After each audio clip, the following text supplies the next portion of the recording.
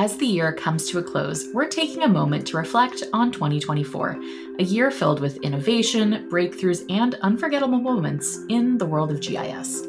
In this episode, I've asked some of my colleagues at Esri Canada to share their most memorable GIS moments of the year. From game-changing technology to community growth, you'll hear stories that highlight how GIS continues to make an impact. Join us as we look back at these standout moments, explore why they resonated, and celebrate the power of geography to transform our lives and communities. Let's dive in. Welcome back to Geographical Thinking. I'm Michelle Brake, and I'll be your guide as we explore ideas, stories, and conversations through the lens of geography. Joining me today are 5 awesome colleagues from across Esri Canada, ready to spill the tea on their 2024 GIS highlights. They'll share a glimpse into what they do here, the standout GIS moment that rocked their world this year, and why it's such a big deal for the entire GIS community. To get us started, we have Dominic Walter, an ArcGIS support consultant on our support services team. Welcome to Geographical Thinking, Dominic. Thanks for having me. Can you tell us a little bit more about your role as an ArcGIS support consultant? What does the average week look like for you? Yeah, of course. So I'm an ArcGIS support consultant, as Michelle mentioned previously, on the ArcGIS Online team specifically. So generally, we assist clients in using the software, whether it be troubleshooting issues they're having, or just generally working through a particular workflow to get one step of it, or how to complete a particular process in their their little section of their workflow. And it consists of primarily, our week is troubleshooting, research, and communication with either Esri Inc. or the client. Okay, so pretty important stuff is what I'm hearing is when if I need some help with ArcGIS Online, you're the person we turn to. Correct. And I know that's always such an important thing for me. I appreciate when you take my phone calls, and I can imagine everyone else is also happy for that as well. I'm wondering, what was the big moment that stood out for you in GIS this year? Definitely for me, the thing that stood out was just I felt there was a lot of improvements and strides in ArcGIS Online this year. We got new things such as the recycle bin to the web editor, the multitude of workflow shortcuts. We had model builder introduced, and then the development team was clearly working overtime this year, I think. And we had some really big additions as well as just general quality of life changes. Okay. Now, if you had to pick one of those many things as kind of the standout top mascot for the year, what would it be? Recycle bin, easily. That's fair. I mean, being able to remove content and then restore it on your own within 14 days, pretty game changer in my opinion. Definitely. And now for you, on your side of things, being in support, why did this topic resonate with you so much? As my role, we speak with clients regularly. We're kind of on that front lines, as we call it. And we hear the requests and the woes of what they want to see in ArcGIS Online. And that one really stood out to me as something people were constantly, requesting. And even internally, for instance, here at Esri Canada, definitely one of those things. Okay. And that makes sense. I know frequently there's those times of, oh, I accidentally deleted something, call support, can you help me? So I think having that 14-day grace period is going to be a game changer. Maybe even on some of the call logs that you're taking, maybe we'll shorten down the queue a bit. It's definitely, I have some bias a little bit to that one for sure. That's fair. And with that, Dominic, that wraps us up. Thank you so much for joining us. Any parting words for our audience before you sign off? Yeah, for sure.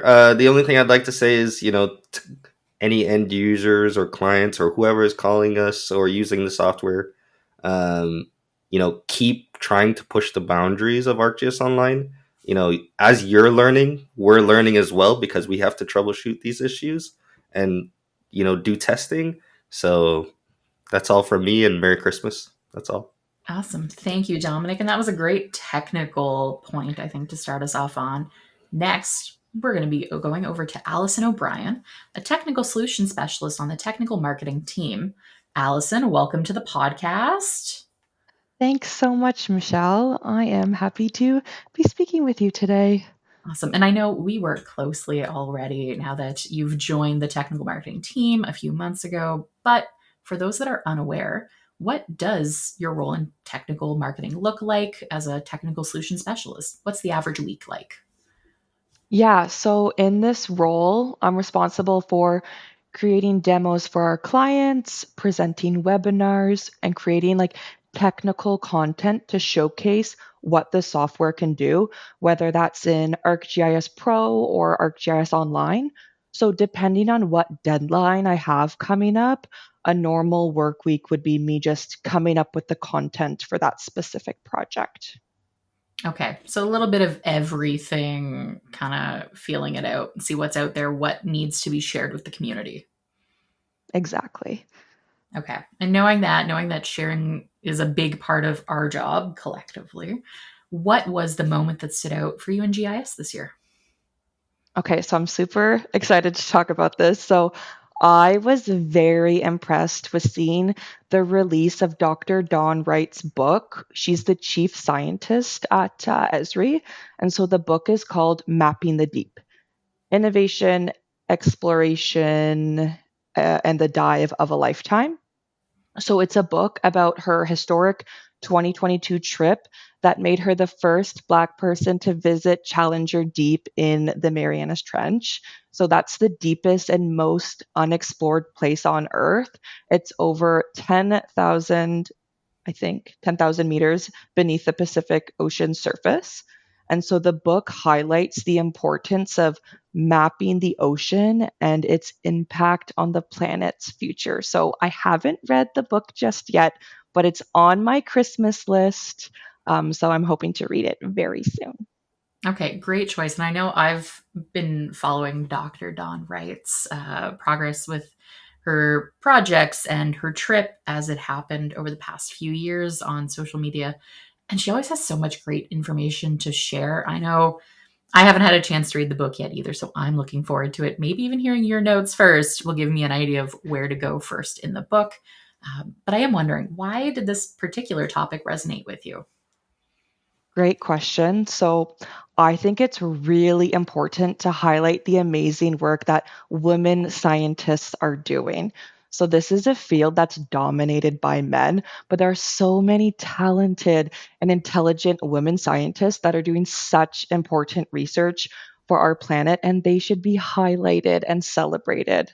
So, there's something that I read about Dr. Dawn Wright, and so she explained in many of her fieldwork adventures she was one of a small group of women compared to men on those trips. So upon working with the large groups of men, she stated it doesn't matter what your background is, we're people and scientists first.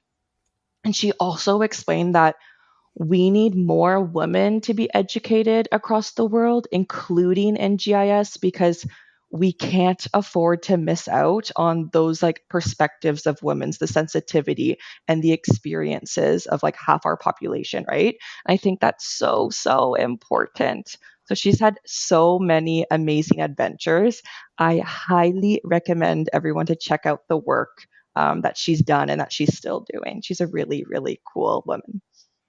Yeah, and I think that's a great call out as well. I'm going to throw it back to a past episode we did this year. Back in November, we released an episode where we talked with Dr. Julia Vagaman from the Women Plus in Geospatial group. And I think that's a great connection here as well as, hey, we're looking at growing experiences of people within GIS and finding those spaces and communities where we can. So definitely check out that episode as well as their larger group in general, I think is a great point here. But with that, that wraps us up with Allison. Thank you for joining me today. Any last words of wisdom for our audience? Yeah, thanks for having me, Michelle. So, my words of wisdom of the day are: take time to thank the powerful women in your lives. I love it. And with that, we'll see Allison probably at some point next year in 2025. Up next, we have Jessica McCann, a senior support enablement consultant from the support enablement team. Welcome to Geographical Thinking, Jessica. Thanks for joining me. Thanks for having me, Michelle, on your podcast. Yeah, I'm and happy to be here. Amazing. We're happy to have you. It's always nice to bring in other voices from across the company. I was going to say faces, but we don't have the face portion here. I'm wondering if you can tell me a little bit about your role as a senior support enablement consultant. What does the average week look like for you? Actually, I spent all of my career in support services. So I grew along the evolving technology for many years. My role here is embedded in support services. Many of my responsibility lies with training, coaching, and analyst readiness. I also support the Esri Canada Associate GIS Professional Program in their first 18 months in the company. Occasionally, I get to contribute to proactive content such as blogs or post on the Esri community. Okay, so a little bit of everything, which is nice. But the main reason why we're here, I want to know what was the moment that stood out to you in GIS this year? Actually, this year I'd have to choose the AI chat box. A year ago, Okay. the AI chat box was integrated in the Esri support apps. Subsequently, 6 months later, it was on our support website, enabling Mhm. customer for a self-serve support tool at their fingertips whenever they needed it. Okay. Please know that our wonderful teams of support analysts are still doing a fantastic job in assisting our customers. But we rather provide our customers with a self serve option that may answer the questions without the need of contacting us. So, this initial release in 2023 was just a question and answer model, but it has since moved to a conversational AI that has a memory of your previous queries, and you can ask follow-up questions. Interestingly, it's available in 40 language, Wow. English and French included, right? For our Canadian customers. So, meaning the questions will give pretty much an answer in the language you asked. Okay. So, moreover, the AI is trained exclusively on Esri content, including data from the technical support site, product documentation, or our JS blog, and more. What the shape chatbot does not reference is the Esri community content, the Mhm. events, or art news. Okay. Non Esri content from third party sources are not included either. So the chatbot has everything indexes from 2017 onwards. Yeah, that makes sense. Okay. That still covers a lot of stuff and provides that great back and forth of, hey, I need some information from technical support documentation. Means I don't have to go through everything myself. Um, Anything else you want to talk about on the chatbot side of things? Well, it's important when you converse with the AI that it's remember that it's not a human. It's a question and answers and converse. You can converse with it. But when applicable, when you use the AI, try using product names and version in your question to make more relevant results. If Mhm. you're asking about a tool available in both Narc Map and Pro, for example, specify which one you're using. You might get more details about it. If you have workflows or errors you want to inquire about, please feel free to use them. As with Mode AI, you may not get relevant answers, but you need maybe perhaps to refine your question a few times Mhm. before to get the most relevant possible response. Ask them follow up questions. It can Okay. sure be used for your initial troubleshooting. It Yeah. indexes all technical article from the Esri supports site. But as with any chat box, use it wisely. The support chat box is meant to a tool to assist you in getting to your answers faster. Ultimately, the decision makings are left to the human who drives the decision. Vet and test before implementing them. If you're unsure, contact us. The sports services team will be happy to help. A good practice is read them like you read a recipe that you're about to cook, right? Hmm. Um, and then, if you need to, test them first. It may take a few tries and it may suggest something you haven't thought of. So, discuss those items with stakeholders like your IT department, right? Some workflows have a great impact on your organization. It's a good tool for quick information gathering, troubleshooting error. But for productation design and implementation or large structural changes that are quite unique to one's environment, we recommend contacting us in those situations. I know, Michelle, you're familiar with ArcGIS Enterprise, and it can have many intricacies. Please reach out to support for troubleshooting problems with complex deployment, I think right? that's a great point, especially on the enterprise side of things, because so many things are going to be specific to people's own environment and a setting, that having one chatbot that can go through everything at once without you knowing how to direct it could be a little bit problemsome. I'm Exactly. wondering, yeah, anything So else? it's built with their trust, our trust in mind, right? We want a customer to trust the chatbot. So the chat box is trained on Esri content. So your chances to have a irrelevant or incorrect answer are slimmer or less likely. But fortunately, we know that it is a trained AI, and we have, in order to improve it, there is a built-in feedback capabilities, and we encourage the customers to use it to refine answers that might have not seemed quite right.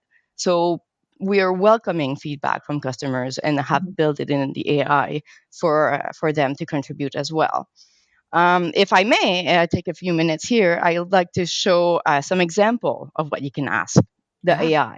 AI. So if I go and ask the AI, how can I plan a route between two locations?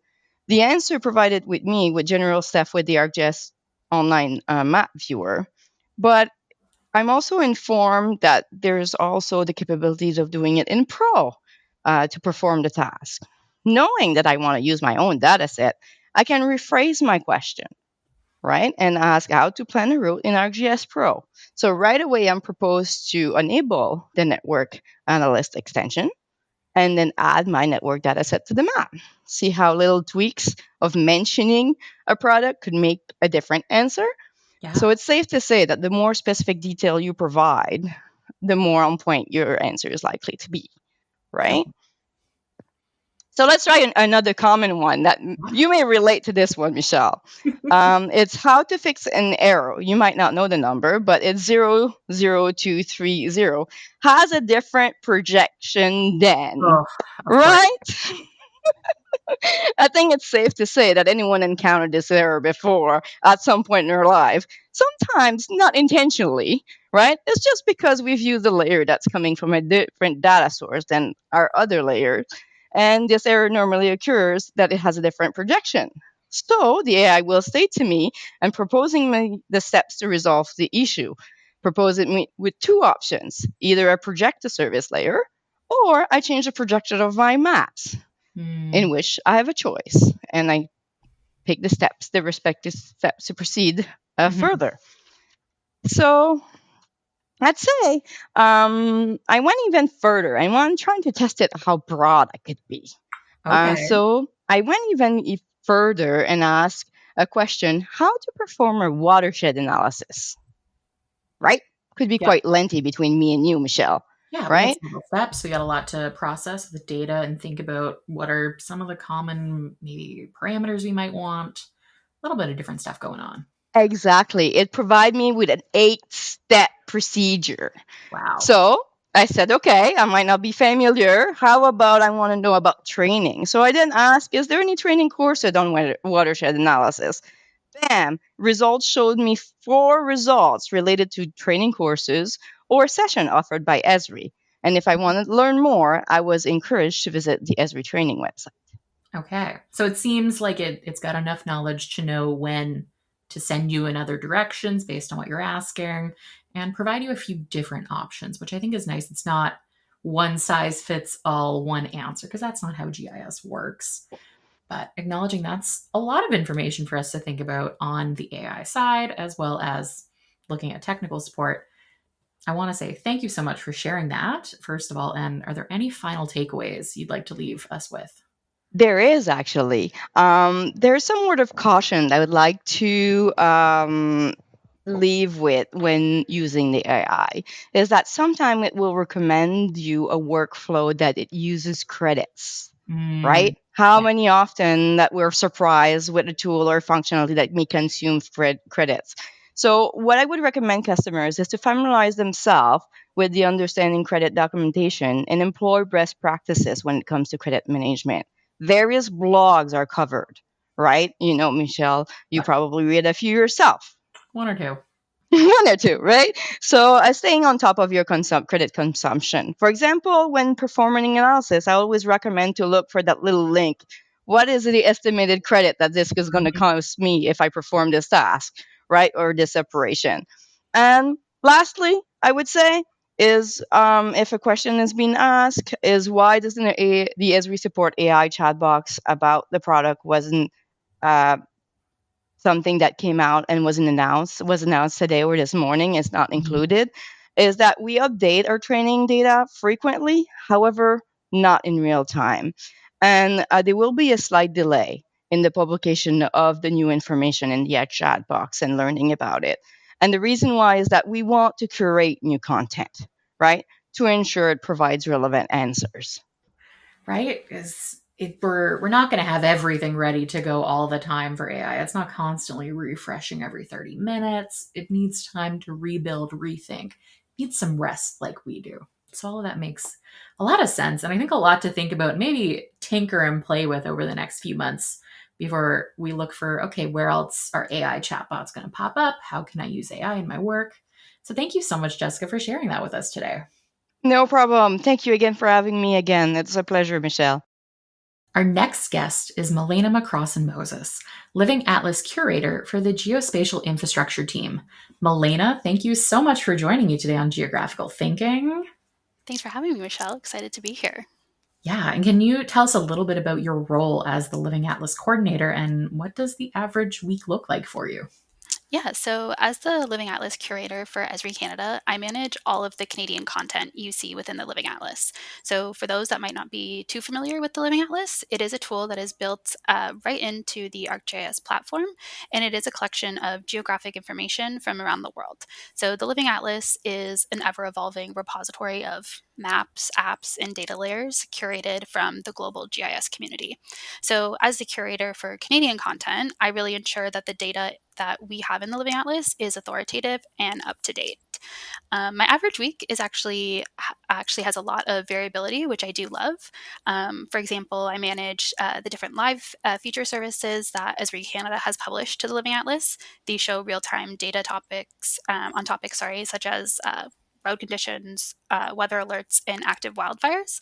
And a large portion of my week is always being on the lookout for new data and content that would be great additions to the Living Atlas. So working with our customers to help them nominate their data or amazing applications is always a highlight for me. Okay, and what was the moment that stood out to you this year in GIS? So I think one of the moments that really stood out to me this year was actually working with one of our amazing customers, the Government Operations Center, or GOC for short, to get their emergency management web mapping applications added to the Living Atlas. So the GOC works within Public Safety Canada to support preparedness and lead coordination of the integrated federal responses for all hazard events of national interest. They have created some amazing web applications that are designed to provide management, planners, and analysts access to authoritative geographic data that would normally only be accessible to those working within the GIS industry. Each web application touches on different topics. For example, they have a wildland fires application, and this shows wildfire hotspots, fire perimeters, smoke plume modeling, and other layers of interest, such as infrastructure and transportation and weather conditions. They also have a historic imagery application, which actually shares imagery from the National Aerial Surveillance Program. And their most recent application looks at earthquakes within Canada. So this includes the most recent earthquake activity, historical earthquake data, along with some different hazard models as well. Wow, that's a lot of stuff that falls into one umbrella of work for the government. Mm-hmm. I'm wondering, aside from all the very obvious reasons of why this kind of data matters, why did this topic in particular resonate with you? Yeah, so this moment really resonated with me because working with the GOC and their contribution to the Living Atlas, I thought really showcased the benefits and opportunities that the Living Atlas can provide. So, the web applications that the GOC have created are using a variety of different data sources, including data that is available within the Living Atlas, publicly available data, and as data that they themselves have published and created. So, the Living Atlas is really about building community by connecting individuals and organizations with the spatial content that they need in their everyday workflows. And the GOC has really leveraged the Living Atlas in their work, and in turn are also giving back to the GIS community by contributing their content back to the Living Atlas. And this has led to different types of collaborations and given inspiration to others on how they can to leverage content available to them through the Living Atlas. Very cool. Thank you again so much for being here, Melina, and sharing that insight with us into some of the key players of Living Atlas data. But before we leave, and do you have any closing words for our listeners? Yeah, I think I would just like to encourage everyone to always take a look at what's available in the Living Atlas. There's such a wide variety of content and it's always evolving. And I'd love you to take advantage of using that great content that's available to you. And I want to really encourage everyone to consider nominating their content as well. There are so many organizations out there that are producing amazing content and sharing their work, whether it's through ArcGIS Online or hub sites, which is amazing. But it can be difficult for people to find your content when they're kind of filtering through the millions of different items on ArcGIS Online. So I really encourage everyone to nominate the content to the Living Atlas to help make it easier for the GIS community as a whole to find your great work. Wrapping up our guest today is Kelsey Davis, the Program Manager for Indigenous Communities as part of the President's Office team. Welcome to Geographical Thinking, Kelsey. Thanks so much for joining me. Thanks very much for having me. Really excited to be here today, Michelle. Yeah, and it's great to have you back because I know you did one of the Management Perspective episodes earlier this year. So a nice full circle moment. Absolutely. Now, working in the President's Office as the Program Manager for Indigenous Communities, can you tell us a bit more about your role and what does the average week look like for you? Oh boy, that's sure a loaded question, but yeah, happy to give a little bit of an overview. So as you know, Michelle, the program was created only about 6 months ago at Esri Canada. So it's a very big step for Esri Canada, although we've had Indigenous customers, hundreds, if not thousands, for many decades. It's really a step towards putting resources in place to focus on that particular part of our customer base. And with that, I get exposed to a tremendous amount across the country on a given day. Working with our industry verticals, there's a lot of crossover. And from coast to coast, of course, a tremendous amount going on. So trying to keep on top of it certainly keeps me busy and keeps me on my toes. So I could be on a call in the morning talking about asset management or housing crisis in First Nations communities. And then that afternoon, of course, talking about something entirely different: forest fires, climate change, traditional knowledge, and looking at the world through in the Indigenous lens and blending that culture with GIS and land stewardship and all those things. So it's one of the things I really enjoy about the role is there's no end of variety to things that I get to be exposed to, and of course working with the people. When I get to work directly with people from the communities, it's just such an enriching experience and really enjoyable time. So I don't know, in a nutshell, my day is pretty crazy most days. Pulled in a lot of directions. I am an army of one right now, and we are developing the program with the intent of building a team, of course, but little steps, and we're just starting out. So for the short term, anyways, it'll just be me predominantly, and others that I can collaborate with to really drive initiatives forward. So yeah, and we definitely look forward to hearing what that progress looks like, and hopefully featuring some more Indigenous voices within the podcast realm and throughout what we're doing here at Esri Canada on the marketing side of things. But I suspect I know what this might answer going forward. But what was the moment that stood out to you in GIS this year? Is it by chance related to your job? Indeed, yeah. If there was one thing that stood out for me this year, it was having the chance to attend the UC in San Diego.